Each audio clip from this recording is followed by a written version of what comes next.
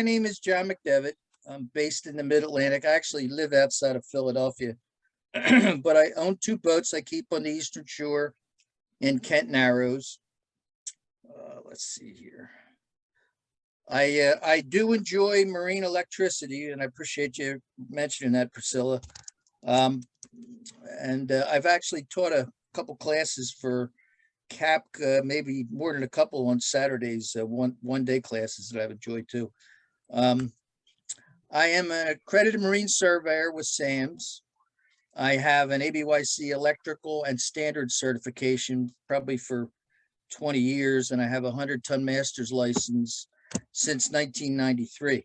I've been a CAPCA member for about 20 years now. I spent a lot of time in the fire service outside of Philadelphia before I got into boating, and I find myself as a longtime committee member of NFPA 302, which is NFPA's boat standard for 300 gross tons and down. And I'm currently a technical committee chairman for that standard. And I'm a longtime member of NFPA 303, marinas and boatyards. My presentation is going to be about the dive boat, Conception dive boat fire. We're going to talk about Ntsb findings. I'm going to go over some fire protection rules and regulations, particularly for T-boats. And I'm going to talk about fire prevention, detection, egress, and suppression. And my program will be delivered within those contexts for the most part. My program is pretty fast-paced PowerPoint. I do have some photos in here. It'll be about 30 minutes. If you want to get yourself a beverage or something like that, feel free. And then hopefully there'll be some time for questions. Write down your questions. I'll spend some time in my last PowerPoint slide. We'll have my my phone number and my email address. I'm going to bang the Coast Guard a little bit here, so I apologize now to my friend Lou Novak there. But anyway, there's a customary standard of fire prevention care that is present in every place that everybody listening to this presentation is. And the standard of care is mandated by enforced by regulatory agencies and then followed by responsible and compliant owners and operators. The marine industry does not follow the same fire protection standard of care that we can expect elsewhere. So captains, beware. You may want to raise your fire protection awareness to compensate for this shortcoming. There's a lot of compromises in fire protection when it comes to the marine industry. And they seem to be accepted, and they shouldn't be. First, we deal with a very large amount of combustible materials in the construction, whether it's wood or fiberglass. Most of the T-boats and almost all pleasure boats are built out of combustible products. Next, we have very compromised egress conditions. These are two full beam masters in very expensive yachts, 2009, 2008 vintage. One only has portholes and the other doesn't have any exit way.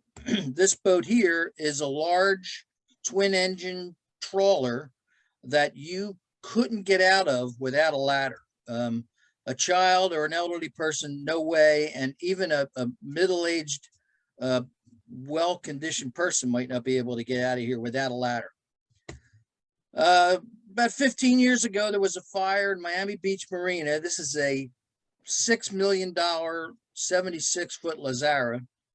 Fire broke out 3 o'clock in the morning. Most of the people got out with cuts and burns and a broken arm, but two 18-year-olds were trapped in the port midship stateroom. They put their clothes on, they got in the shower, and they attempted to run through the fire after they come out of the shower with their clothes on. Couldn't do it. They came back and they were screaming for help from the porthole. Fortunately, somebody there to prepare a boat for an offshore fishing trip knew where there was a small 16-foot John boat. He got the John boat. He took it up to the finger pier. The fire department, two firemen got in the John boat. They gave the kids a hose through the porthole, and they cut a hole in the side of the boat and pulled the kids out. So we have compromises in egress in vessel design. And then we have compromises when the owner puts an inflatable on the only escape hatch in the forward part of the boat. And then if we're fortunate enough to get out of the boat, we still have the egress circumstances where we need to egress into the water. At different times of the year, you don't want to have to do this. Next is egress from the dock. These are horizontal skyscrapers. Only difference is the skyscrapers are built usually out of non-combustible material, but here we have a 400-foot dock of all combustible material. And if there's a fire 1/3 of the way down the dock, everybody 2/3 of the way down the dock has no way to get off. This was apparent in January of 2020 when a boat caught fire in Alabama. It was a January night. The marina, this dock had an overhead, a canopy. The fire spread quickly and horizontally. 12 individuals boarded 2 unoccupied cabin cruisers and were paddling the boats with folding chairs and wash brushes. The 2 boats were eventually drawn back to the dock into the fire-induced draft or vortex. Those words are coming from the NTSB report, but 8 people died. 5 children went into the cabin along with 2 adults to escape the flames, and 1 person jumped in the water and drowned. So again, there's a lot of compromises in terms of egress that we make. The potential causes of the conception fire were very common everyday causes. But what were the causes of the losses? So once you settle on your origin and cause, you have to ask, what were the cause of these kind of losses? The causes were too many fire protection compromises in the marine industry. So what is fire protection? Fire protection is first fire prevention, and we should, do that on an ongoing basis. Secondly, fire protection is detection. We need to know when we've got a fire to deal with. Next, fire protection is egress. We need to make sure we have a way to leave wherever we are when we're on the water. And then lastly, fire protection is suppression. Write them down. They're important. You should use them annually, you should use them monthly, and you should use them to some degree before you go out on the boat. So the information presented here is primarily obtained from the NTSB report. I will use prevention, detection, egress, suppression. We're going to go over some NTSB concerns, rules, and recommendations. Anything you see in New Times Roman with quotes is directly off of the NTSB report. The Conception was a 75-foot subchapter T vessel. It was wood and fiberglass, reed combustible construction. It had twin 8V92s. It had a 55 kW Northern Lights generator. It carried 1,600 gallons of fuel. It had many electronics for diving and the like, safety EPIRBs, life rafts, 110 life jackets. It had a big galley with plenty of appliances to feed 40 people for a 4-day, 3-night trip. It had a fixed engine room system. It had a fire pump and hose stations. The most recent inspection of the Conception took place less than 7 months before the event. There were no discrepancies reported during the annual inspection. This inspection took place out of the water. The fire protection requirements for firefighting equipment were in compliance with the applicable regulations pertaining to the safety class for this vessel. Well, the Coast Guard regulations were met. The vessel was a 3-level vessel. It had a bridge, a galley area, and then the bunk area. The bunk area is shaded in pink. We have some more detailed drawings here. The bridge level was a wheelhouse forward. And then after the wheelhouse was crew quarters. There was bunks for 5 people in there. It's hard to see, but the port side bunk at the upper part of the display was bunk beds, one over top of the other. And then there was a sun deck after the crew quarters. I want you to see on the sun deck here where it says down, DN. That's the only exit off the bridge. The mid-level galley common area, we'll call it, could call it salon. It was a big multi-function area. To port was a large galley with refrigeration, cooking equipment. Down the port side were molded in bench seats with tables and movable chairs. On the starboard side was a stairway. The forward stairway led down to the shower room. And then the next stairway down here led down to the bunk room. And they were the main bunk entrance in and out of the bunk. There was a bulkhead between here. So when you left the bunk room to go shower, you had to go up the steps and then go back down. I want you to notice the yellow box here with the X in it. I hope you can see my pointer. That was the secondary means of exit from the bunk room. After the common area galley were some restrooms here, and then back on the back of the boat was an open deck that the people used to prepare for diving and come back from diving. The lower level was made up of an anchor room, a shower room, as I discussed. Here is the bunk room where the passengers and the one crew member were. After the bunk room is the engine room, and aft of that is the lazarette. The boat was owned by Truth Aquatics. They had a very good relationship with customers, employees, regulators. The Coast Guard said they were always more than willing to engage in conversations about the vessel, and they always had a good relationship with the Truth Aquatics people. These were the customers. There were 33 customers. There was a marine biologist, a scientist, an engineer. There was a family of 5 celebrating their father's birthday. I'm sorry.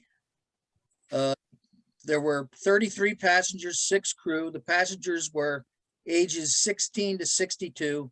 There were 13 males, 20 females. 2 of the females were under 18. As I said, 33 passengers, 1 crew perished, and 5 crew did survive. The captain, his name was Jerry Boylan. He worked for Truth Aquatics since 1984. He had a 100-ton master's license since 85. As a result of the investigation, he was cited for misconduct, negligence, and inattention to his duties.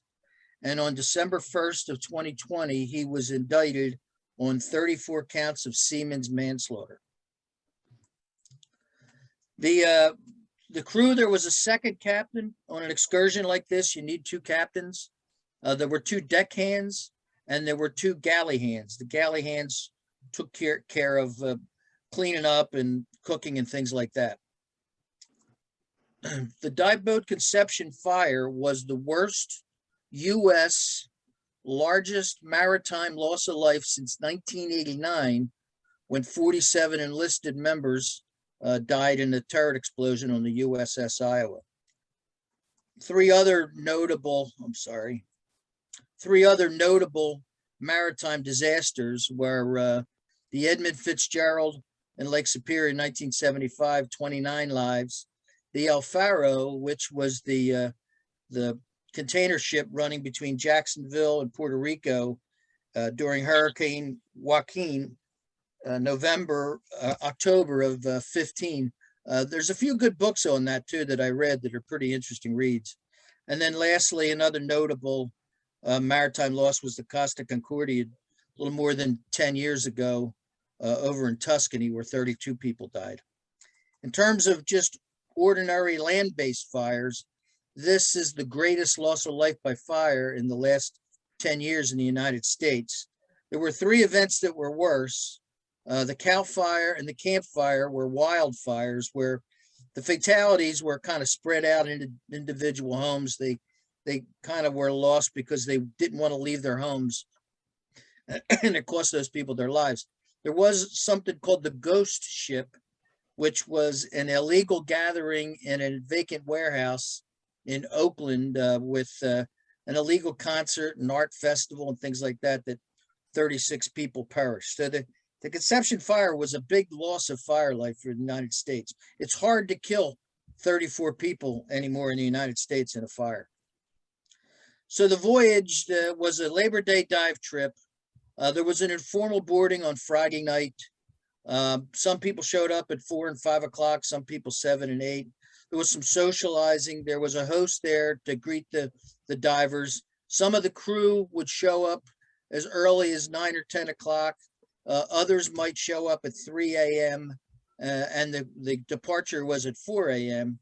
They dove all day Saturday, all day Sunday. Sunday night, they ended their last dive and moved to Platts Harbor, where the fire took place. They were to return to the dock on September 2nd, about 5 o'clock. This is Santa Cruz Island, where they dove the weekend. As I said, Quail Rock was their dive the night of the 1st, and they anchored out here in Platts Harbor for the evening. The Ntsb analysis here, the Ntsb was not granted access to interview the captain. Because of the magnitude and nature of the investigation, some of the info was examined and shared. Some of the info was examined and not shared, and some of the info was neither shared or examined. There was FBI involved, attorneys, and a lot of the information wasn't disclosed to the Ntsb. There was some electronic evidence discovered, and none of that was shared either. So about 3 a.m., the fire is discovered by one of the crew members. He was up cleaning a little earlier than that. My clicker's advancing my slides here. The crew was on the upper deck. He was alerted by a crew member that heard something, woke him up about 3 o'clock. The captain transmitted a brief mayday via VHF. He and the crew were able to escape the bridge by jumping into the water. One of the crew had a broken leg. 2 were injured. The crew swam to the swim platform, launched the tender, and then went about 200 or 300 yards to another boat where they woke the people up and then resumed the emergency call to the Coast Guard. The second captain and the first deckhand returned to the Conception and the tender to search for survivors. Unfortunately, they were unable to find any. There's a lesson here. If you get a chance, you can read the transcripts, but the captain, and you might have heard it in some of the recordings, but he said, "I can't breathe," before he left the bridge and jumped in the water. And the watchstander, Coast Guard watchstander, said he thought it was an EMS call. So they dispatched an EMS unit to one of the boats on land, and that was what the impression was for at least 20 minutes. When they got on the other boat, the captain resumed his conversation with the Coast Guard, stating that the people were locked in the cabin. And the Coast Guard watchstander said, "Well, don't you have a key?" So my point here is that you need to be careful to try to articulate your emergency as well as you can under the circumstances. The cause of death was listed as smoke inhalation. Examinations documented 27 victims to be fully or partially clothed. One was wearing a jacket, one holding a flashlight, one had plastic reading glasses entangled on her hair. Many were wearing footwear. At least 4 phones were recovered with the victims, and at least 5 in the wreckage with no visible signs of heat damage. The NTSB concludes that most of the victims were awake, but could not escape the bunk room before all were overcome by smoke inhalation. Alcohol and drugs did not play a role. Weather and sea conditions did not play a role, and the emergency response under the circumstances was deemed appropriate. So when we do an investigation, we remove the prevention part and we replace it with origin and cause. But we still need to consider detection, egress, and suppression, and we need to say what part they played in the event, if at all.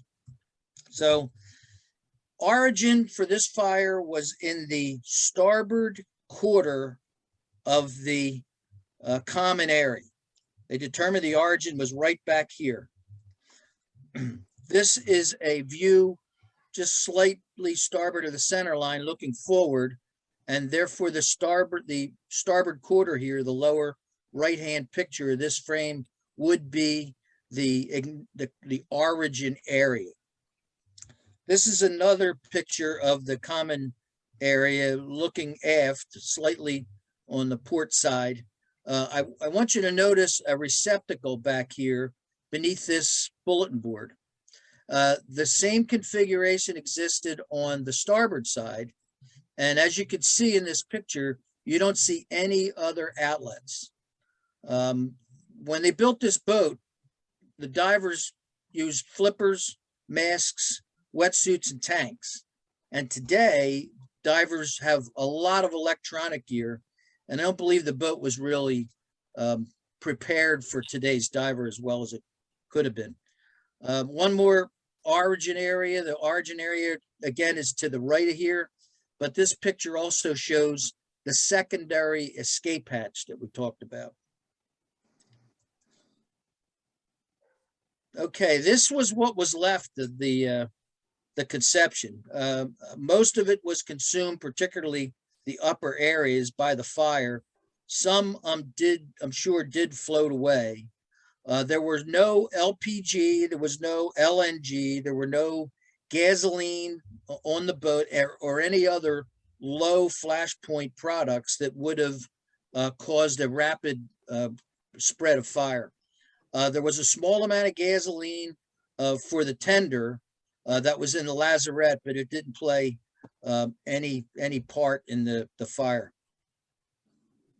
And to make my point again, once again, plenty of combustible material.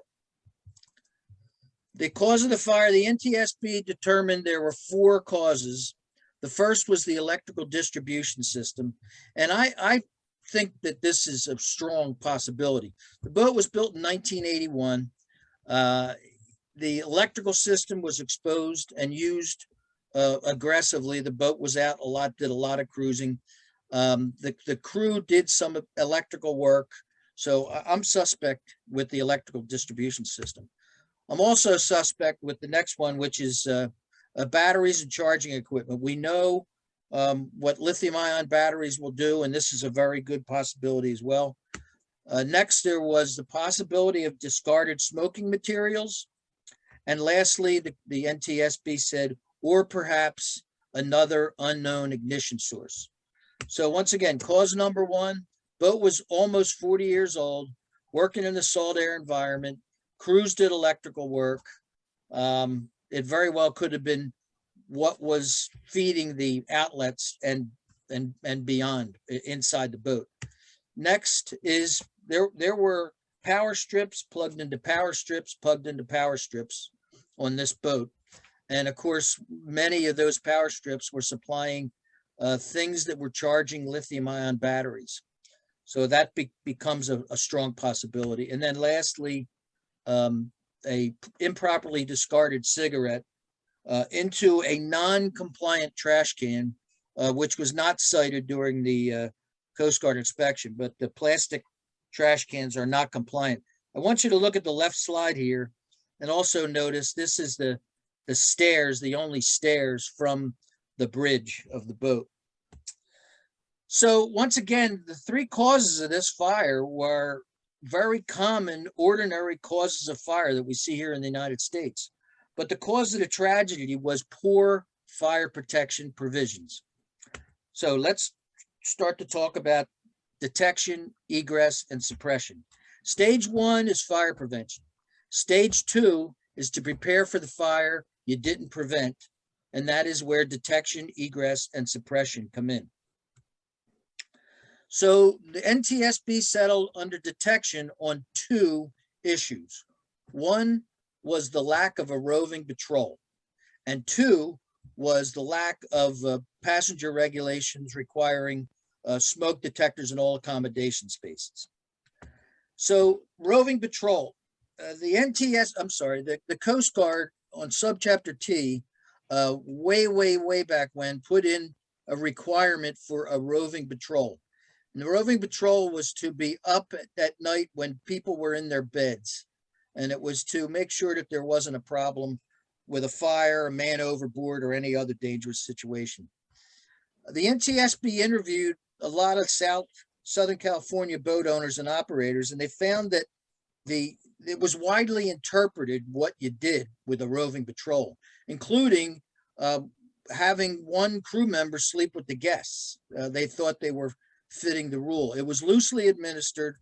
The U.S. Coast Guard could not verify compliance with the roving patrol, and there were no Coast Guard citations written regarding the lack of a roving patrol since 1991. So the roving patrol was not measurable, it wasn't verifiable, and it was a very difficult requirement. There was a requirement. This requirement for the roving patrol appeared on the certificate of inspection on the vessel. The next NTSB concern was smoke detection. There were smoke detectors required in the bunk areas only, and the boat did have that. NTSB concerns, they wanted smoke detectors in all accommodation spaces, which would have meant the area where the fire started. The time between ignition and suppression is critical, and that's why the fire engines and the big red trucks go screaming through town with lights and sirens going through red lights, because it's important that we start to deal with a fire as soon as it's detected. These people spent a lot of money. They had diving gear, certifications. They spent money on the trip fees, thousands of dollars per diver. The conception gear was also worth thousands of dollars. Chart plotters, sonar, radar, a number of different things to make this trip nice and safe. But for $75, you can get 2 smoke alarms on Amazon.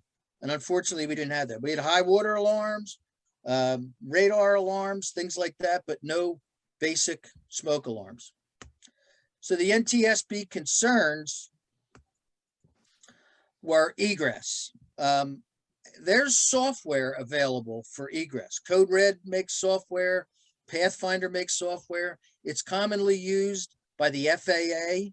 It's used in restaurants, sporting venues, public transportation, all kinds of irregular structures where they just load in the parameters and they tell you how many people you can have on board a boat or wherever their software might be employed. The NTSB with concerns were inadequate emergency arrangements. The victims could not escape. Many were awake. And again, here's the area where the fire, below the fire where the passengers were. 2 means of egress, one right here, and then the secondary means of egress here. And both egresses led to the same area. Here's another rendition of the guest area down below that shows you the 2 egresses. It was the only way out was back into the area where the fire raged. This is a look down the main stairway, the main egress to the bunk room, up and down. And then this is the secondary egress. And you can see the secondary egress here on the top of these bunks. And this is where it led out into the common area where the fire raged. One more shot of that. Here's the secondary egress. And here you could see a man trying to demonstrate how hard it would be to get in and out of there. It would have taken over 10 minutes to get 34 people out of there. I think the FAA has a rule that you need to get all of the passengers out of half of the exits in 90 seconds. And that software helps them answer that. Immediately after the fire, the sister ship was fitted with egress with a hatch, which you see right here on the left, and a ladder from the bunk room, which would help you get out of there. So wrapping that up, the next is suppression. The Conception passed the most recent U.S. Coast Guard inspections. There were no Ntsb concerns or recommendations regarding suppression. There was a fire pump in the boat, which was right forward of the port engine.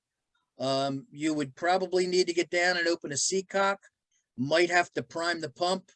And then there were two hose stations, both on the port and starboard side of the vessel, that if they'd had another minute or two, they could have activated that fire pump. There were fire extinguishers in place. These are pictures obviously taken beforehand.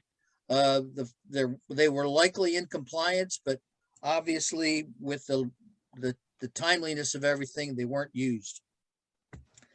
The Ntsb Summary, they made 7 recommendations, 3 for interconnected smoke alarms in all accommodation spaces, 1 to employ and verify roving patrols, and then 3 more to improve the means of egress. Once again, fires of this type are not uncommon, but this kind of devastation is uncommon. The Conception fire was a detection and egress shortcoming that was measurable and predictable, but instead it was ignored and overlooked. The words detection and egress appear in the Ntsb report 377 times.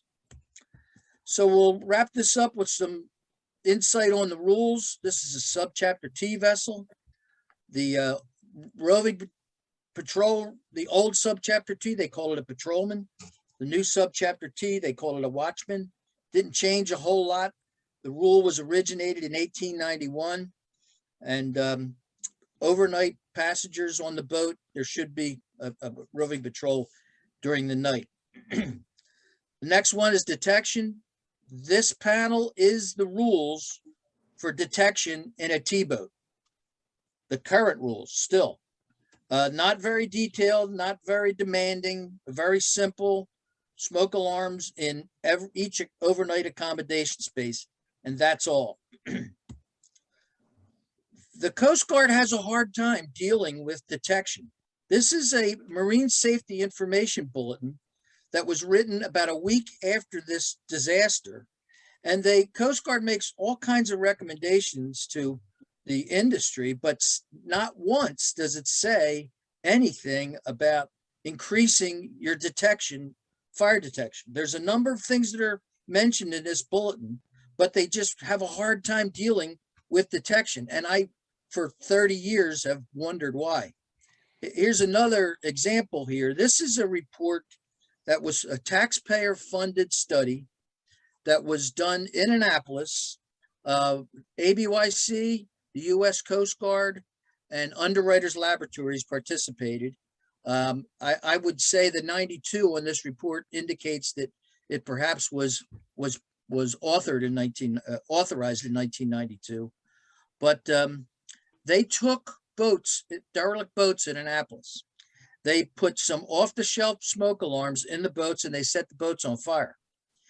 Then they took the same off-the-shelf smoke alarms down to Underwriters Laboratories in North Carolina, and they put them through what's called the Marine Listing Test.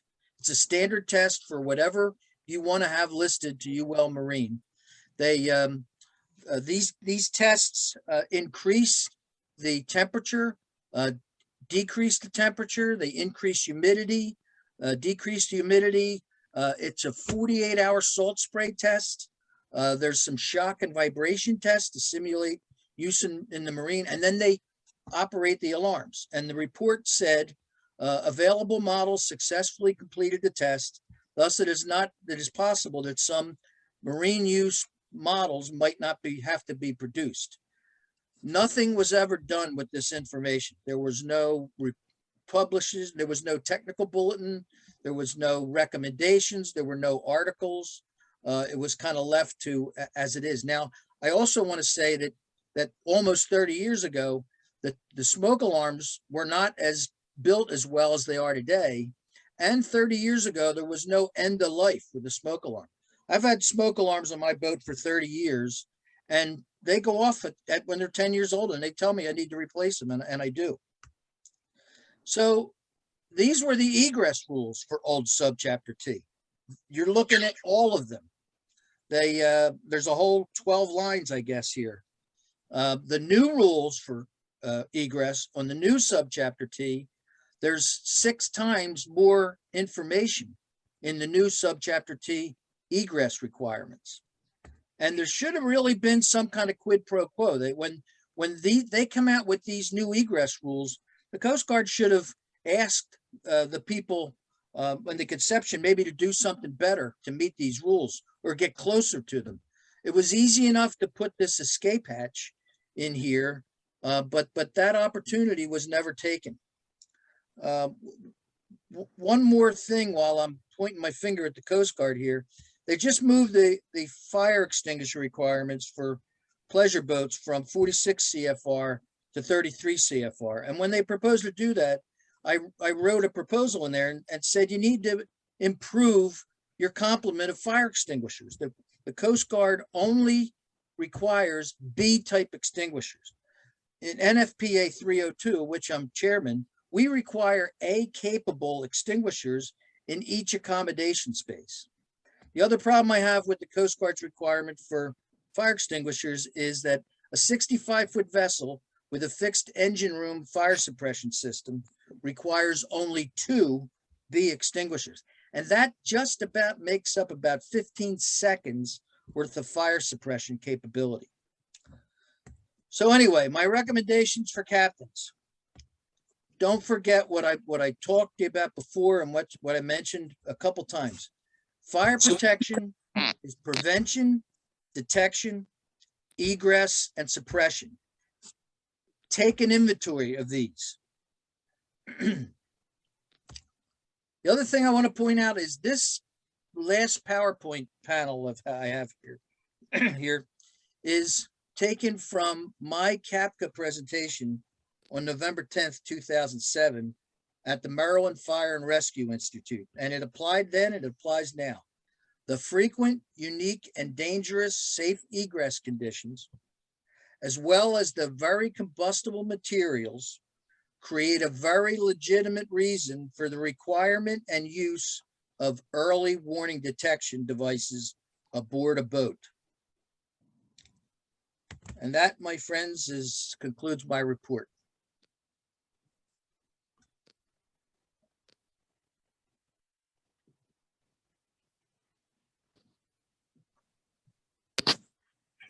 Hello? Hello out there. Questions, comments? This is very sobering. I mean, many of us have read about what's happened. We covered a little bit in the CAPCA log, but all of the things that John talked about are applicable to pleasure craft also. They don't have to be subchapter T. Any vessel with more than one deck that's not open has all these considerations. And do you have any questions? You're still awake, I can see you. Just to note, Priscilla, this is Terry. We have a set of the smoke detectors that John recommends, the first alert voice speaking in each cabin and in each enclosed space where there's machinery. And we also have a placard somewhere that says what space each message corresponds to. So when you hear child's bedroom, it's like, okay, so which space is that? Yeah. There's a placard in every cabin that says where it is. That's a good point. We much For those of you appreciate that don't know, John's- Terry Slattery is the safety officer for the Annapolis Sail and Power Squadron, and he's written a number of articles in the publicly available newsletter for the Sail and Power Squadron about safety. That's a very important point. You can have all the warning system, but you need to know what the red light's flashing or the voice warning is indicating and where it is. We really appreciate John's advice on getting those. We've had them for a good number of years now. Yeah. Yeah, I have a smoke alarm in my engine room, and that's the basement. And I have a smoke alarm under my helm at the bridge. And if I have a smoke alarm go off and to smoke in the basement, it's usually something. I mean, it's not happened to me, but I could go down and remedy something a whole lot easier than leaving it burn for half an hour. The other thing I have that I did have a fire I have a smoke alarm inside my electrical panel. And I did have a fire in there a very cold December night just before I pulled the boat out of the water. And it was a loose connection that because of the load from the heaters I had going on in there, I cleaned up the connection, tightened it back up, and went back to bed. We have a catamaran with 4 cabins, 2 engine rooms, and a forward lazarette that has a genset. They all have detectors.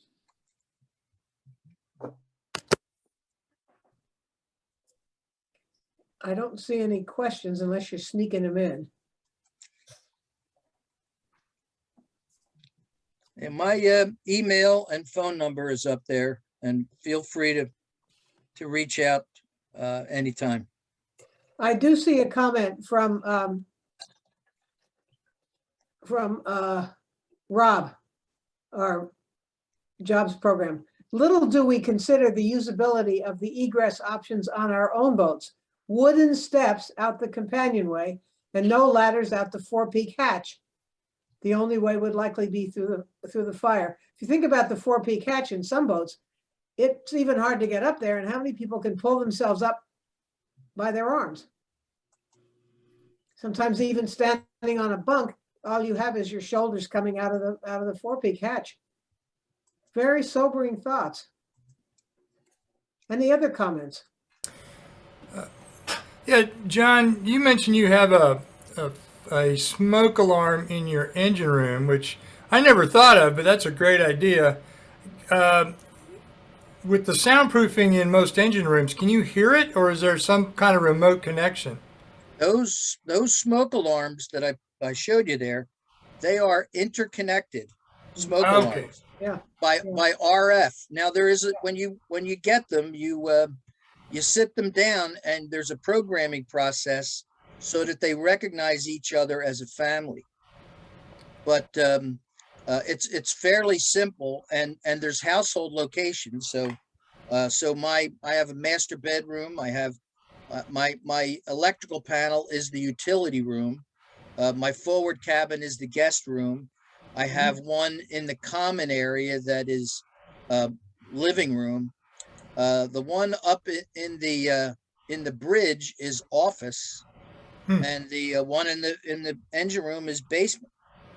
One of the things I didn't say either is that I've been on boats a lot. I've made trips up and down the coast over 100 times, and I traveled with 2 of these smoke alarms because 95 or 98 out of 100 boats don't have smoke alarms. So I would have 2. I would put one in the pilot house or someplace in the enclosed spaces of the boat up high, and then I would take the other one down to my bunk. And then when I got up in the morning, and the one down in my bunk, if I had a fire down there, it would go off, but it was really there to tell me I had a problem upstairs. And then I would get up in the morning and take the one from my bunk and put it in the engine room. And then I'd be running the boat, maybe a 9 or 10 hour day. And if something were to go wrong in the engine room, it would alert me in the pilot house helm or someplace in the spaces where I was at the time. The advice about taking your own smoke alarms, boy, does that ring true for going on charter. Yeah, I mean, I really have a hard time understanding why the marine industry, and this is part of a presentation I'm making next Monday down in Norfolk for SAMS. I'm sorry, for NAMS, and I get more into the pleasure boat side, but I don't understand why the marine regulating side of our industry doesn't embrace smoke alarms, the early warning detection, like everything else has. They've been around for 50 years. It's the most important fire protection discovery of the 20th century, and it's the worst fire protection shortcoming in the 21st century. in the marine industry. John, is it a question of if you don't mandate it, they're not going to do it? Well, no, I think there was some concern that the smoke alarms wouldn't survive in the marine environment. That UL test from a long, long time ago shoots that theory down. Yeah. But I honestly don't, and I honestly don't know why. And it's not an omission; it's a commission. These Commission, yeah. smoke alarms are deliberately not considered. Why? I don't know. But you can't kill 34 people in a fire in America these days. It should be noted, there is a voluntary standard for smoke detection, smoke and fire detection. Yeah, no, I mean, they have, one of the things that happened was ISO 9094 came along and they moved the smoke alarm requirement in. So the ABYC followed suit with them and they put their first smoke alarm requirement in 18. It's in ABYC A4, but that's the firefighting standard, but that has only been published once in the last 14 years. So we just, Lou, the leaders don't lead on this issue, and I don't understand why. Well, Okay. Yeah, go ahead, Lou. and I am not speaking as a representative of the Coast Guard. Okay, so,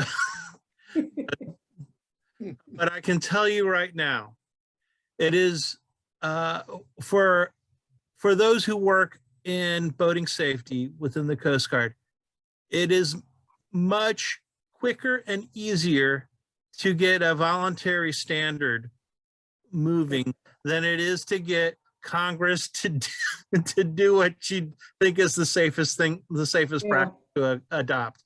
I'll just tell you, it's just, it is just a very difficult thing to do to get to get Congress to act on a matter of that affects such a small portion of the population that votes. Yep.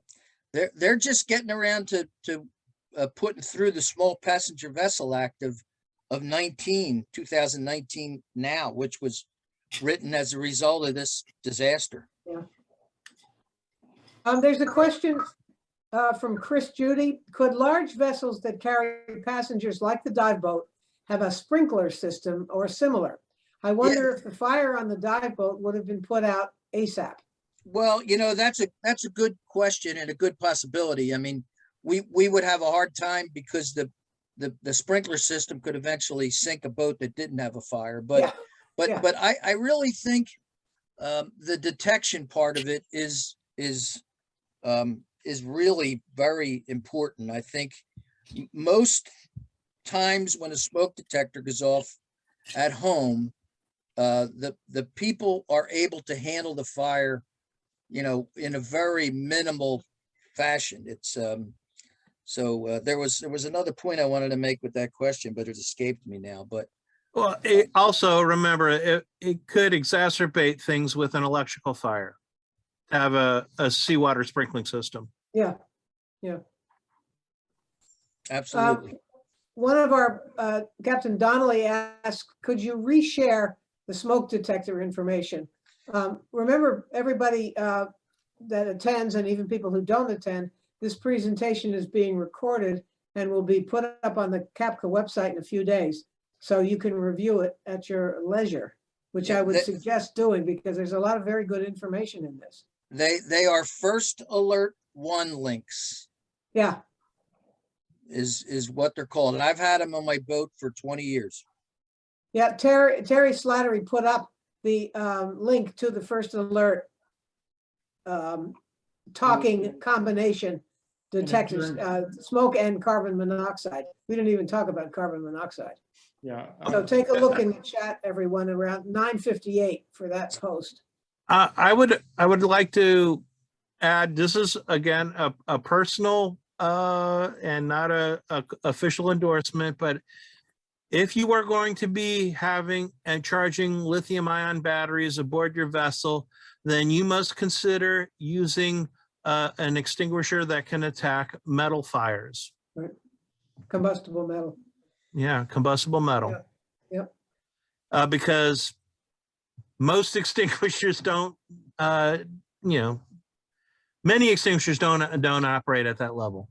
Right. And so just, if you're going to be buying extinguishers, take that into consideration. Is combustible metals the D delta? Yes.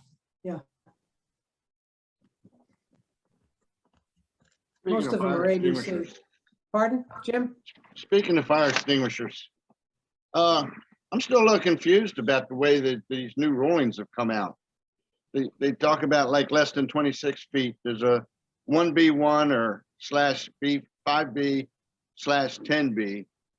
And I was looking at some, I mean, they're older fire extinguishers, but they're not that old. I don't see none of these markings on the fire extinguishers themselves. So, Yeah, I mean, they're all ABC fire extinguishers. Yeah, it's even hard to get a B, but the Coast Guard only requires a B. ABYC and NFPA have more robust requirements for extinguishers, double the quantity, and both ABC extinguishers. The new rules, they just moved the regs for the pleasure boats into 33 CFR. The NFPA 10, the NFPA standard for fire extinguishers, requires an inspection, and that could be done by anybody once a month. And then it requires maintenance once a year, and it requires record keeping. The Coast Guard doesn't feel that the once a month inspection or the record keeping is important, so they've moved that out. So there's not a whole lot of changes to that, but I would say, and sometimes I've seen people, boating organizations and things like that, go on the Coast Guard website and copy their requirements for fire extinguishers down, and then print out a brochure and send them out to all the members. And unfortunately, that some people may call them minimal. I call them inadequate. I don't know why we publish just B extinguishers and in the small quantity that we do. So if it says ABC, it's got to be in it. It's got to be an ABC extinguisher. A being combustibles, which Right, is right. B being flammable and combustible fuels, and C being electrical. But one of the things I see on the thing, that the only thing they call for is B, which seems odd. It is, and I don't. And when they wrote the proposal to move the fire extinguisher requirements from 46 CFR to 33 CFR, I wrote a lengthy response to their request for proposal and asked them, why do you just require Bs? NFPA 302, the committee I'm a chairman of, we require an A-capable extinguisher in every compartment space. And the Coast Guard doesn't require A at all. So who's right and who's wrong? It's and like I said, people will tell me all the time, well, that's just minimum requirements. Well, why do we publish a minimum requirement? Why we don't publish seat belts in the front seat only? I just think it's inadequate. And we Right. shouldn't publish it at all. Thank you. Anything else? Is Vicky back? It's possible that I'll be concluding the meeting, and probably I can do that without referring to the wrong person, I hope. John, thanks once again for a terrific session. We've missed you, and I remember the 2000 session with the fire program, and Yeah, it's kind of interesting that 2000 is quite a few years ago. Yeah, it was And 2000. 2007. Yeah, It was 2007, November 10th. yeah, 2007. We had a meeting session in a classroom in the morning, yep, and I spoke for a while, and there Yep. was one of the instructors for MIFRE. Yep. And then we went outside and lit some fires. I and still we're have, right, we used live extinguisher practice. That was terrific. we might try to redo that again. Yeah, I know we tried to do that again, but there was something about insurance or something like that that Yeah, got in our way and we never pursued it any further. yeah, yeah. Anything else before you all say farewell and go watch basketball or have dinner or whatever? Anything else? Thank you all. for- Rovers, Yeah, use your rovers. They're important. yeah. Thanks, everyone, for coming to tonight's meeting. Priscilla for moderating and John for your terrific presentation. And we look forward to seeing you all next month. A wonderful session. Thanks very much.